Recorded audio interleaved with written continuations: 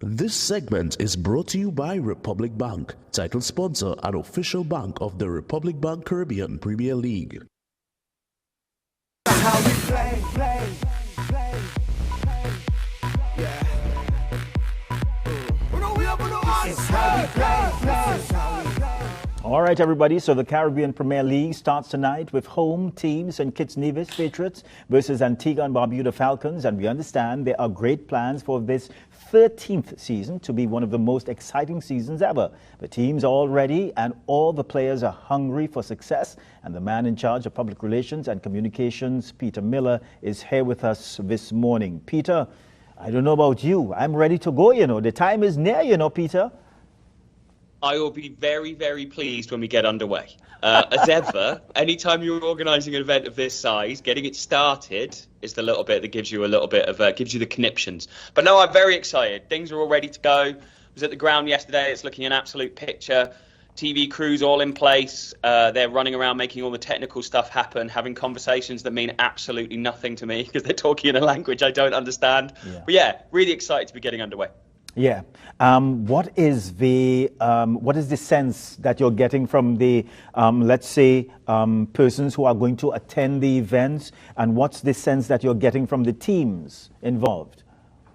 Yeah, teams are all really excited to get going. Obviously, cricket's what they love, and they're very excited to get going. And in terms of here in St Kitts, I think exciting's building. We're trying to do lots of stuff to try and make it as easy as possible for fans to have at the ground be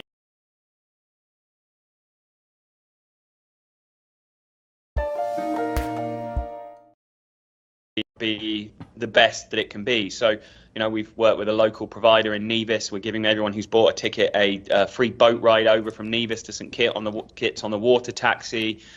When you get to the stadium, we're going to be having first of its kind fan interactions in the stadium using mobile phone apps where we've got the possibility of putting your face up on the screen and fun filters that change people's faces in the crowd and all of this stuff, which is absolutely fantastic. And then as well, we've got halftime concerts with some of the best artists from across the Caribbean who are going to be taking part as part of your ticket price. So every year, whenever I'm having a conversation with the big boss man, Pete Russell, our CEO, he always says to me, that was great, probably our best one yet. How do we make it better?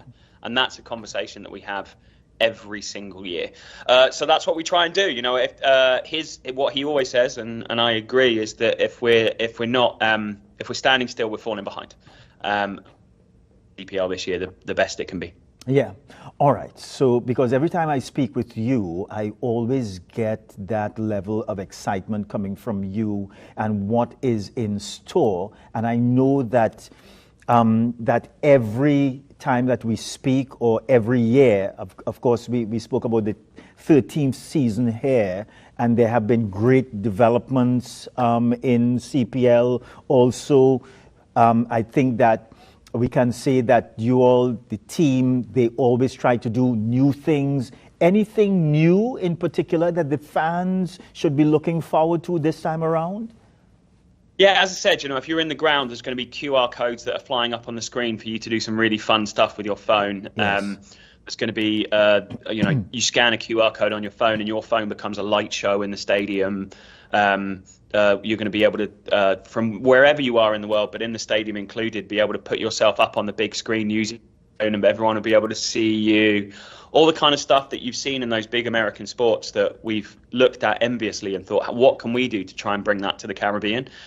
And that excitement, ultimately, Marlon, the excitement is because I don't have a real job, right? My job is to travel around the Caribbean and watch cricket. So if I'm not walking around with a smile on my face, I need to have a conversation with myself. But yeah, I think, as I said, that's what's really important, right? It's really important that every time a CPL fan comes in the stadium, we're feeling like they're having a great experience. And we hope that's why people keep coming back, yeah? We work really tirelessly with the local staff and everybody else to try and make that experience as special as possible. So, yeah, really looking forward to getting underway. And as I said, I'm really hoping it'll be the most innovative and interesting CPL people have been involved in. And then as well, like I said, these halftime concerts, which will be coming to Trinidad as well. News on that to come soon, where there'll be some of the best artists that are going to be performing completely free of charge, included within your ticket. So the entertainment doesn't stop when the cricket does. Yeah. Talk a little bit, because I think that this is very important to the fan, Peter. And is there going to be an opportunity where, because I know that the players are really, their minds are going to be focused and really getting down to the issue, the task at hand. But is there going to be an opportunity, let's say, for the fans to rub shoulders with the players, maybe some of the players signing autographs for some of them? Speak a little bit about giveaways. Is there an opportunity for that also? Yes, we've been working really hard all across the Caribbean this summer in terms of doing some really fun and interesting initiatives. We've had our trophy tour, which has got the trophy to places where maybe they haven't seen it before. I mean, you guys in Trinidad have been hugely fortunate to have the final in CPL as often as you have, you know, and we've tried our best to give people in Trinidad when they've been close by a chance. You know, we did it last year with the Massey Women's CPL, you know, and they have both trophies there for people to come along and take the photos.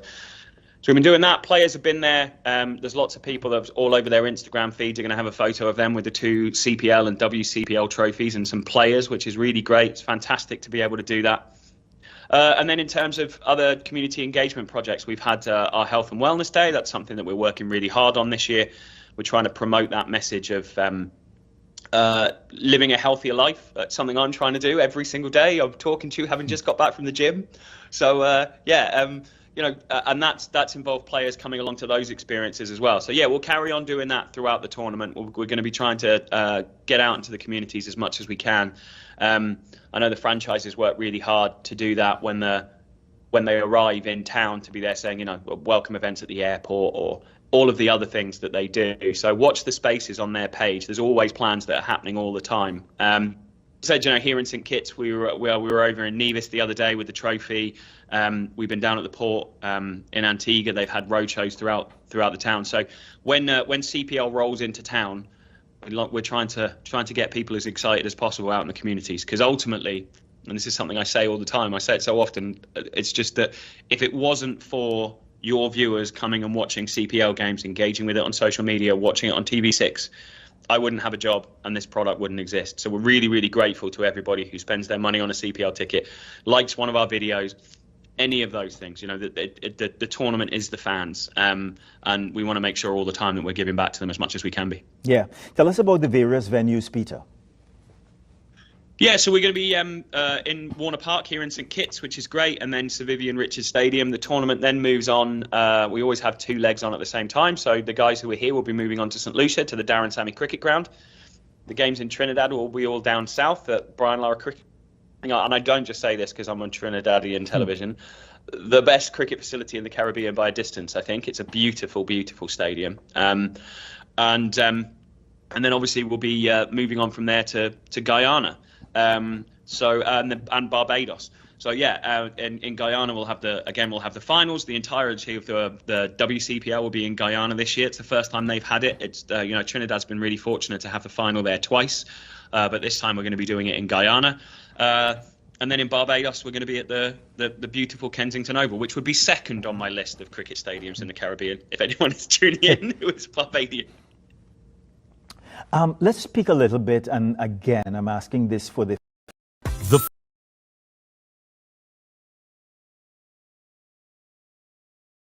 future finds us faster than we think. But with CIBC Caribbean on your side, you'll be ready for all of it. That's how we've served the Caribbean.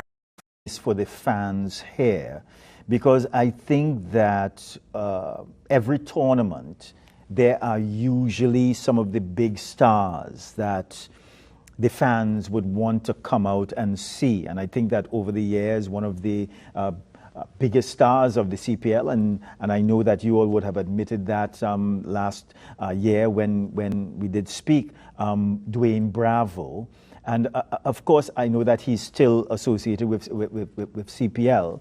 But who do you think are some of the newest and biggest stars that are coming on the scene that you think are providing that level of excitement that you would want the fans to come and see? Yeah, there's some really exciting cricketers. I mean, even if we're just talking about the Trinbago Knight Riders, you know, you already have those 4 names that you see at the top of the list of being, absolute legends of West Indian T20 cricket: Kieron Pollard, Andre Russell, Sunil Narine, Nicholas Pooran, 4 names who genuinely would be in people's world 11s if you were talking about players. And then they've got Mohamed Amir, who I think playing for the Jamaica Talawars and the Antigua Falcons, and also for Barbados in the past, has probably been the most consistent seam bowler that we've seen across the tournament in the last couple of years. Colin Munro, who is a serial winner with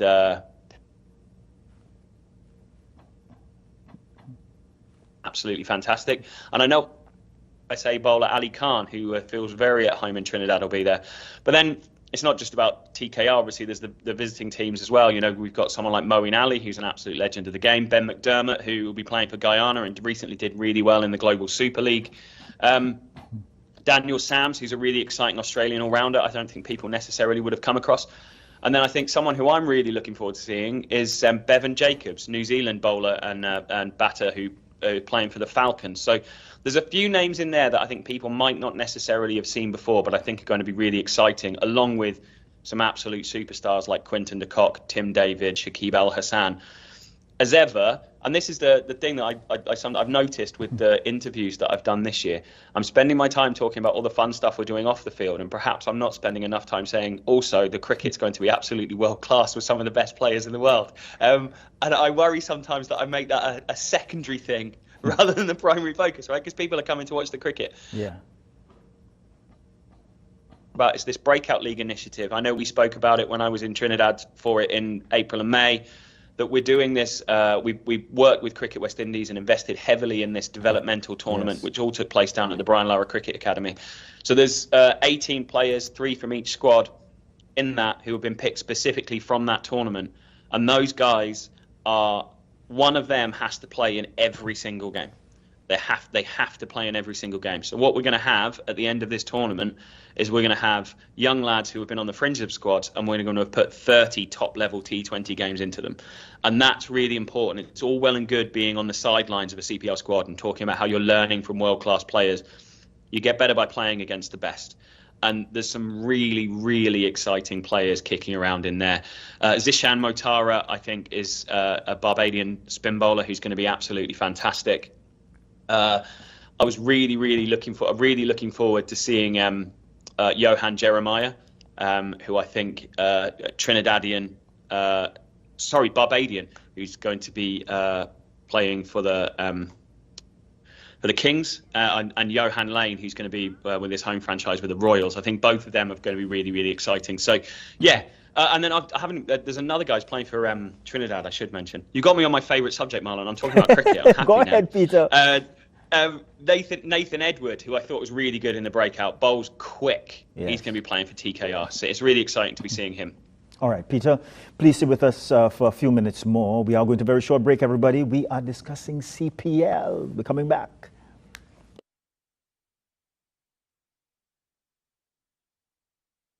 How we play.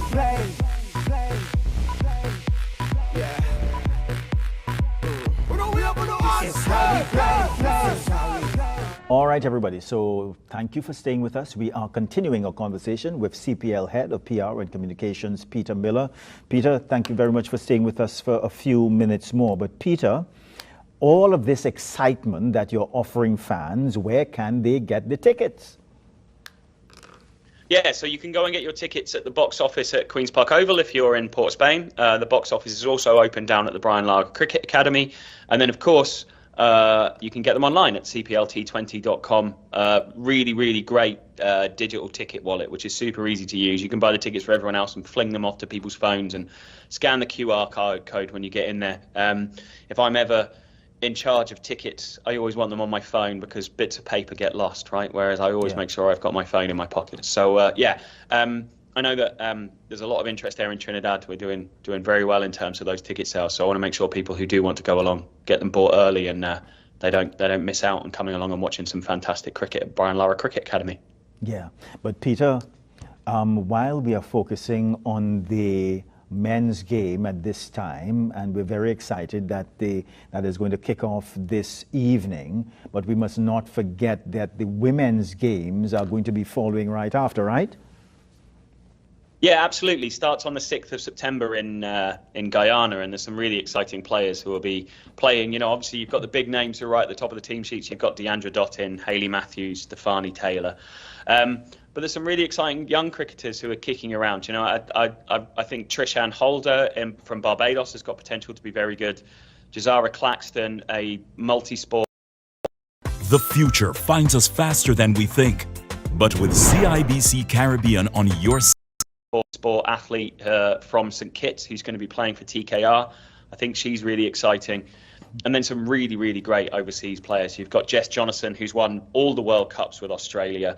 Shikha Pandey, who is an absolute demon bowler from India. She bowls really quick. Talking of quick bowlers, there's probably no one quicker than South African Shubham Ishmael. A really exciting top order batter, Chamari Athapathu from Sri Lanka. Yeah, really great. And I think it will be really well supported in Guyana, right? There's probably, and hopefully we'll be seeing a lot of people coming out and watching those games. All of those games are going to be included within the men's ticket price, so it's all double headers. So I just really hope people make the effort to come along early, support their female cricketers. We've seen all around the world that women's sport is not only growing but thriving. And I think it's really important, as someone who is involved in sport in the Caribbean and is hugely fortunate to spend time in this part of the world, that we support our women and girls, and we get them to realise that sport is, you know, a lifelong endeavour. If you read the statistics, there's far too many girls who are dropping out in their late teens from sport and not engaging. And it'd be really great if we can have as many people enjoying the camaraderie and the fun, whether or not that's being a professional cricketer, which can be a genuine career opportunity for our young women and girls, to enjoying it just as a lifelong endeavour to try and stay fit and healthy. So that it's something I'm really passionate about. I think I've been watching and loving women's cricket for as long as I can remember, and it's such a fantastic sport. You know, different from the men's game, but different and not in a bad way by any stretch of the imagination. You know, I think it's a really interesting version of cricket, and I think there's some really exciting players, and probably the best player in the world from the West Indies, in Hayley Matthews, who we're really excited is going to be a CPL ambassador for us this year.